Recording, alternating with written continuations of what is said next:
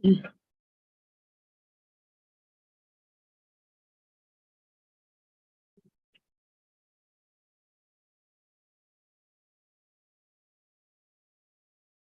good evening, everyone.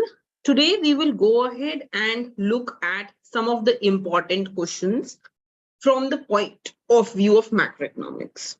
Beta, these questions are going to go ahead and be useful for all your entrance exams, whether it is Gokhale, IGIDR, Madras School of Economics, IIFT, all of these entrance exams, it is going to be very, very useful for those entrance exams.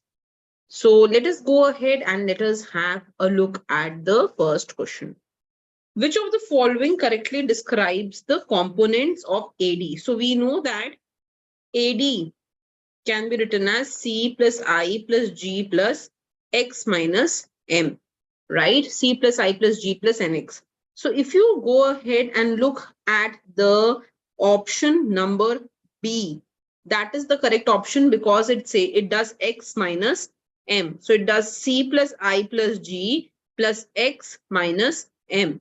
So B is the correct option. You can go ahead, you can have a look at the option. B will be the correct answer to this question. Let us go ahead and move on to the second question. Which of the following formulas is correctly stated? So this is a relationship between I, R, and pi. And we know that the correct relationship that we have is actually I is equal to R plus pi. That is the correct relationship that we have, right? So on that basis, if I look at the options, we would know that this option B is correct. I is equal to R plus pi. This is the correct option. But to come to the third part, which of the following would not affect the size of real GDP? So when we talk about real GDP is not, actually GDP itself is not affected whenever you have the sale of any second-hand commodity, right? So sale of new car, nahi. But look at the D option, consumer purchase of a rare Renaissance painting. Yes, that is not going to go ahead and affect the real GDP of your economy. So D is the correct option. Come to the next question. If an autonomous increase in spending in an economy of 100 leads to increase in real GDP of 500, then for that economy, the marginal propensity to consume will be. तो बेटा यहाँ पे marginal propensity to consume निकालना है, and it says that increase in spending is 100 and it leads to change in GDP by 500. So beta, if I just look at this, we know that change in Y due to change in G can be written as 1 upon 1 minus C. Change in Y is 500. Change in G is 100. So this becomes 1 upon 1 minus C. So 5 is equal to 1 upon 1 minus C. So 1 minus C will be 1 by 5, reciprocated. So C will be 1 minus 1 by 5, which will be 4 by 5. So 4 by 5 beta is 0.80. So answer to this question is 4 by 5. That's A is the correct answer. I hope this is clear. Come to the next question. If the government increased spending by 100 and increased taxes by 10 to pay for the increased spending, then which of the following combination would correctly explain the effect of budget and GDP? So beta, what is happening? G is increasing by 10 and T is also increasing by 10. G and T are both increasing by 10. So beta, if G and T increase by the same amount, it is called balanced budget. So what will be the impact on the budget? Budget is change in B, is change in G minus change in T. But when both change by the same amount, budget will not be affected. So budget will be unchanged. But a balanced budget says that when you increase G and T by some amount, then output also increases by the same amount. So value of balanced budget is 1. Change in output is equal to change in G is equal to change in T. So GDP will increase. कितने से? जितने से G increase हो रहा है, जितने से T increase हो रहा है. So GDP will increase by 1 beta, but GDP will increase. Change in GDP, multiplier will be 1, right? So answer to this question should be E, that budget will be unchanged, but GDP will increase. So answer should be E. So E is the correct option to this question. Okay, come to the next question. It says if 100 deposit in a bank leads to 1,000 increase in money supply, reserve requirement must have been. So basically it says that how much are you depositing money, beta? Deposit is 100 and money supply is changing by 1,000. So how do we define the multiplier? We know that multiplier is 1 by RR, 1 by reserve ratio. And what is multiplier? How money supply changes when deposit change. So money supply is changing by 1,000, deposit by 100. So this is 10 beta. So 1 by RR is 10. So what will be your reserve ratio? 1 by 10. So your reserve ratio will be 1 by 10. But notice that in question number 6, they have given everything in percentage. So I have to convert this in terms of percentage. I can convert anything in terms of percentage by multiplying it by 100. So this is going to give me 10%. So answer to this question will be 10%. That is A. A is the correct answer to this question. Okay, better come to the next question. Long run economic growth in a country would be encouraged through which of the following events? Let me just erase this. Till then, just keep trying it yourself. Okay. So it says long run economic growth of a country would be encouraged by which set of events? Okay. So when I talk about, when I have to go ahead and grow, I want that my investment should be high. But when will investment be high? Only when there is low interest rate. And investment can only be high in the background when you have high savings. So the correct option of question number 7 is E. You should have high investment, low interest rate, and high savings in the economy. Only then you can have a long run growth rate in your economy. Okay, come to the next question. Which of the following people would be considered structurally unemployed? So what is structural unemployment?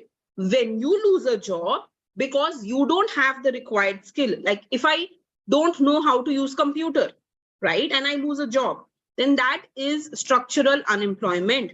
So beta structural unemployment, according to this, just read out the option.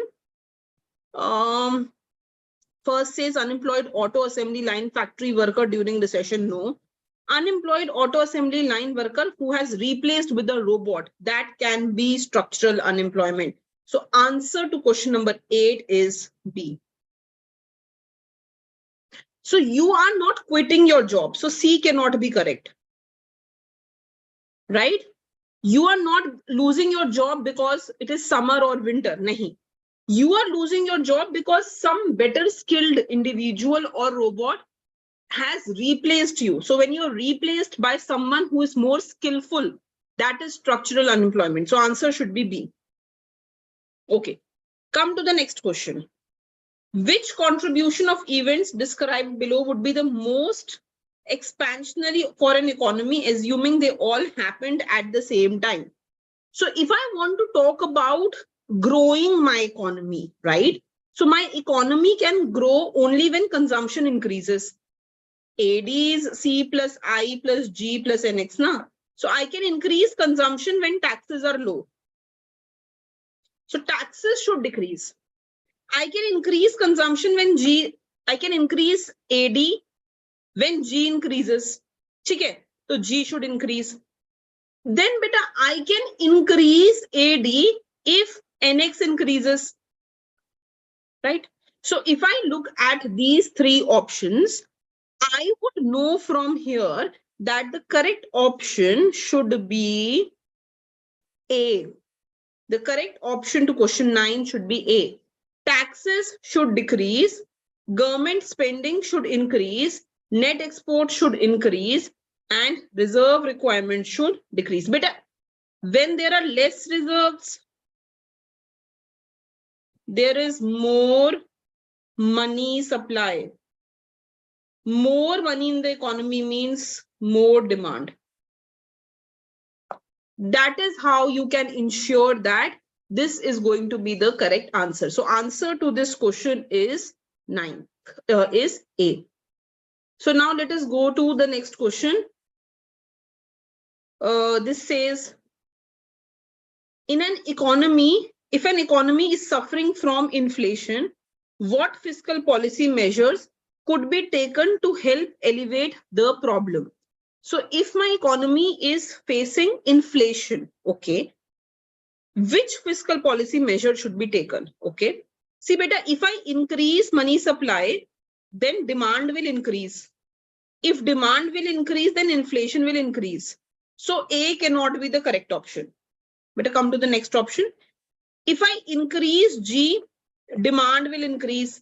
Demand will increase, inflation will increase. Cannot be the correct option. Come to the next option, beta. Increasing taxes. Haan, sahi hai. When you increase tax, consumption decreases. When consumption decreases, demand decreases. If demand decreases, inflation decreases. So answer to question 10 should be C. C is the correct option. Okay, come to the next question. Which of the following would be appropriate monetary policy measure to combat inflation? So I want to go ahead and I want to reduce inflation. Okay, abhi humne dekh liya, you can go ahead and increase taxes. That will help you to reduce inflation.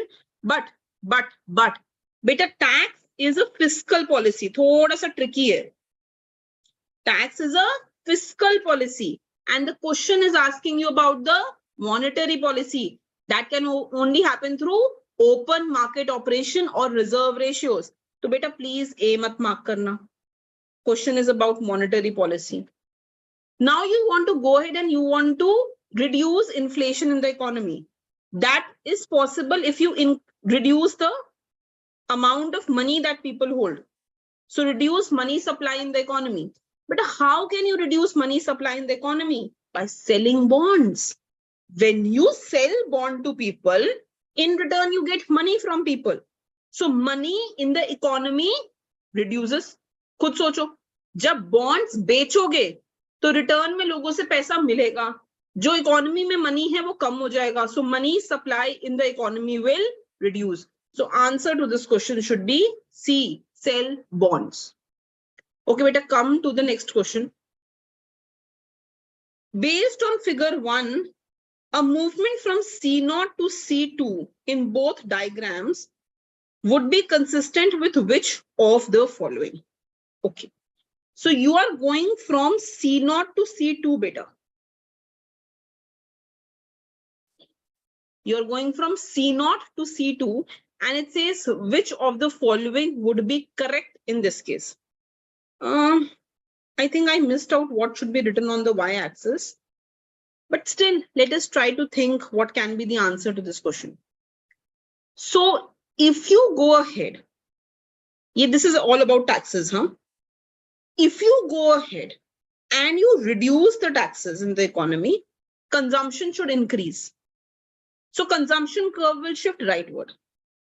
But if you increase the taxes in the economy, consumption should be lower. So consumption curve will shift backwards. It will be lower. It will reduce. Okay, it depends on which diagram I'm doing. Ab thoda sochte hain. My consumption is on the y-axis. My real GDP is here.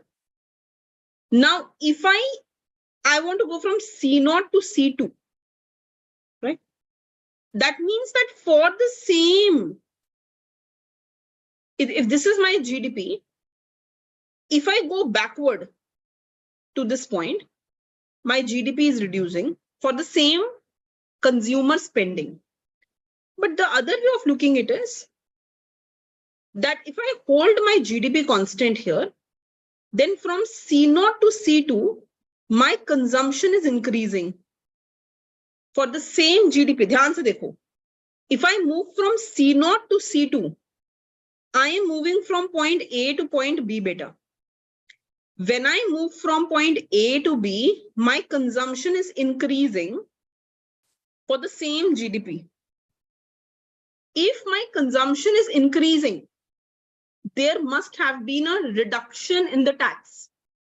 My tax rate would have reduced. That is why my consumption increased, right? So cut in tax rate is final. So B cannot be the answer. This cannot be the answer. Now we are left up with D or A, right? ये भी नहीं हो सकता. But between D and A, it just says cut in tax rate and decrease in tax rate. But यहाँ पे देखो, it says fixed tax increase and fixed tax cut. This cannot be answered because I don't know what is here. Although I think here also should be consumption only, but that is what we are missing, right? But I'll give you a hint. If there is consumption here, right? So beta, if you notice here, slope is unchanged. That means tax is fixed. It's a lump sum tax. It's not affecting the slope of consumption. Here, beta, slope of consumption is affected. But irrespective of that, in both cases, when I move from C0 to C2, my consumption is increasing.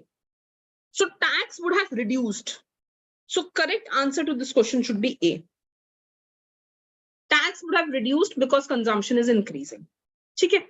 Okay, come to the next question. Thoda sa analytical tha, but it was a nice question. Okay, come to the next one. Question number 13. Over the long run, the rate of growth of real wage is approximately equal to the rate of. So we know that the real wage that laborers get, that is equivalent to their productivity. If you remember, we read this rule that W by P should be equal to MPL. So beta, if each individual gets a real wage equal to the productivity, it means that the growth of the real wage can only be affected by growth of the productivity. So answer to this question should be E. It is affected by the growth of labor productivity. Okay, come to the next question. Based on figure 2, the size of the simple multiplier is, okay, let's go to this diagram. So if we notice, my GDP is going from from 4,000 to 5,000. So change in GDP is by 1,000, right?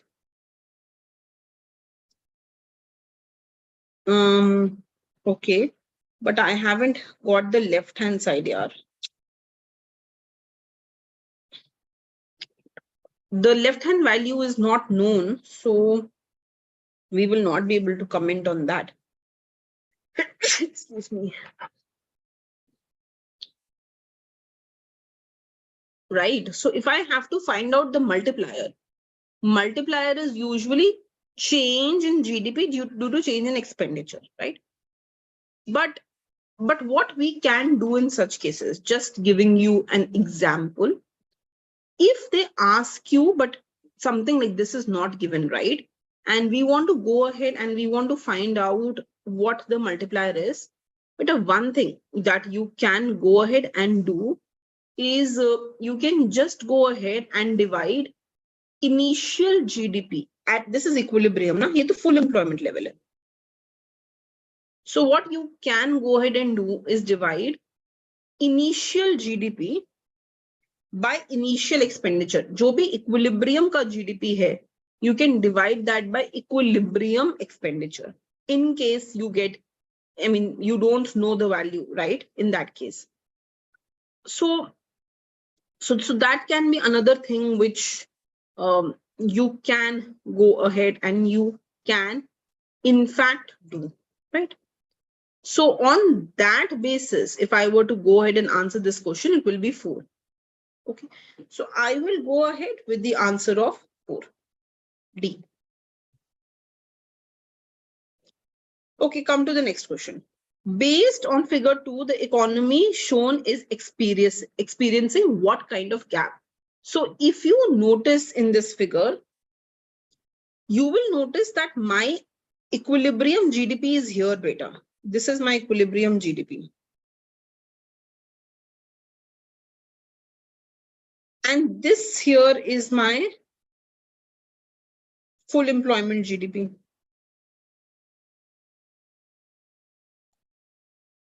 So when I talk about the diagram, the full employment GDP, this is more than where the economy reaches equilibrium. In such cases, you have a recessionary gap. So answer will be B. Okay, come to the next question. Based on the figure 2, the MPC is. So beta, we just found out in the above question that multiplier is coming out to be 4. So we know that 1 by 1 minus C is 4. This is the value of the multiplier. So which means that 1 minus C will be 1 by 4. So C will be 1 minus 1 by 4, 3 by 4, right? And I have to give answer in terms of percentage. So I must multiply this with 100. So I will get 75%. So answer to this question will be 75%. That will be D. Okay, come to the next question. A production possibility frontier is most closely to which of the following? So you have to go ahead and talk about production possibility frontier. And it says which of the following closely relates to it. So this can be your, so this is tricky, but it is very close to your aggregate expenditure diagram. So answer to this question is, sorry, not aggregate expenditure. It is very, very close to your long run aggregate supply curve. So the production, because you're talking about how you can produce, right? And supply curve also tells you how much the economy is producing, right? So the production possibility curve is very closely related to the long run AS curve. Okay, come to the next one. Which of the following combinations of policy moves would be recommended for an economy experiencing annual inflation rate of 6% and unemployment rate of 5%? Okay, so you know, I can increase government expense. So first point says increase government spending and increase discount rate. Second says decrease government spending and decrease reserve requirement. Third says increase income tax and sell bonds. So this should be correct. Increase income tax and sell bonds. Let me give you the reason why. When you will increase tax, then beta consumption will fall. When consumption will fall, demand will fall. When demand will fall, inflation will fall. So inflation rate in the economy is going and falling from here, right? So this ensures that you can go ahead and you can increase the tax rates in the economy. And at the same time, you will go ahead and you will sell bonds. I'll give you one more reason why this is the right option. But when you go ahead, so just think about this. My unemployment rate is low. It is 5% and inflation is high. Inflation is 6%, right? Now, I want to go ahead and give those recommendations to my economy such that, so I'm comfortable. My unemployment rate is not very high. So those kind of policy moves should be given to the economy as suggestion, such that even if unemployment rate increases a bit at the cost of reducing inflation, I should be able to do that. When I sell bonds, in return, I get money from the public. When I get money from the public, it again goes ahead and reduces money supply. When it reduces money supply, inflation reduces in the economy. So I am able to go ahead and reduce inflation from the economy by following these policies. So this should be the correct option. Better note that when tax increases, incentive to work reduces. Unemployment may increase in the economy, but I will be comfortable because unemployment is comparatively lower. So I will be comfortable trading off unemployment by reducing inflation in the economy. Come to the next question, 19th question. So this says the Keynesian monetary policy transmission mechanism would be correctly described in which of the following? Okay. Money supply increases, interest rate increases, investment increases, GDP increases. Okay, let's think about it. Better, when investment has to increase, interest rate should decrease. They move in the opposite direction. So this cannot be correct. This cannot be correct. This cannot be correct. Better, government and interest rate should, just think about it. When government increases expenditure, that means that government is going ahead and government is doing a crowding out effect. So interest rate can go ahead and increase in the economy. Interest rate can go ahead and increase in the economy. But now if I look at the remaining options, C and D, it is saying that you are increasing the money supply in the economy. So when money supply will increase in the economy, interest rate will decrease. So increase in money supply causes decrease in interest rate. The only thing that we can make out from here is that if interest rate is lower, then both government and firms will come out to take loan. So both government, I mean, we need to make something out, right? Both government and firms will come out to take loan. Then uska crowding out effect, we will take it in the next scenario. Isme second level effect pe nahi ja rahe hain. So one thing is clear, when you increase money supply, interest rate decreases, investment increases, and GDP increases. Crowding out effect tak we are not moving. G is not given to us. So answer to this question will be C. Okay. Okay, come to the next question. Crowding out aa gaya. Ab dekho. Crowding out describes a relationship among deficit, interest rate, and private spending. Which of the following describe that relationship? So crowding out kya kehte beta? Whenever your deficit increases, that means government is doing more spending. Then in that case, government will put a pressure in the loan market. So understand this, you have a loan market. When government comes to take loans, then there is more demand of loan. So interest rate in the economy will shoot up. वही मैं ऊपर बता रही थी, but वहां G दिया ही नहीं हुआ था. G wasn't given. So interest rate in the economy will shoot up. Government will come and demand loans. Interest rate will increase. So whenever deficit increases, G increases, I also increases. It moves in the same direction. Okay. If you notice anywhere has they given in the opposite direction, usko pehle hata do. So that means that I will deduct this. They cannot move in opposite direction, and this also. Now, what is crowding out effect? That when interest rate will increase, then private spending will reduce. So they will move in the opposite direction. So wherever you see same direction, remove it. When government puts a pressure on interest rate, then private spending reduces or investment reduces. They move in opposite direction. So here it is in same direction. Ye dono. Here it is in same direction. So answer to this question will be C. C is the correct answer to this question.